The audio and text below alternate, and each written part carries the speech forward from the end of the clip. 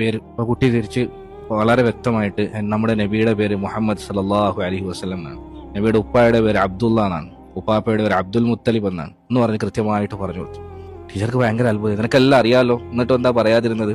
ഞാൻ നേരത്തെ ചോദിച്ചപ്പോൾ തന്നെ നിനക്ക് പറഞ്ഞാൽ ഈ അടിയൊന്നും കൊള്ളേണ്ട ആവശ്യമില്ലായിരുന്നല്ലോ. അപ്പൊ ആ കുട്ടി കരഞ്ഞുകൊണ്ട് തന്നെ പറഞ്ഞു, നേരത്തെ ഞാൻ പറയാതിരുന്നത് എന്റെ ഉപ്പയും ഉമ്മയും എന്നെ പഠിപ്പിച്ചിരുന്നു, ഒരിക്കലും ഒതുവില്ലാതെ അഷ്റഫുൽ ഖൽക്കിന്റെ പേര് പറയരുത് മോനെ.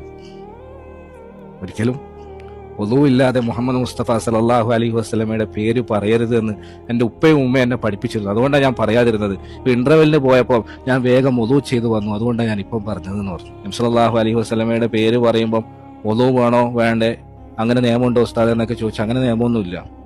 ഒതു എടുക്കണമെന്ന് നിർബന്ധമൊന്നുമില്ല, ഷർത്തൊന്നുമല്ല. അങ്ങനെ ഹദീസുണ്ടോ? ഹദീസും ഇല്ല. പക്ഷെ അവരുടെ സ്നേഹത്തിന്റെ, ഇഷ്കിന്റെ, മുഹബത്തിന്റെ ആഴം അത്രത്തോളം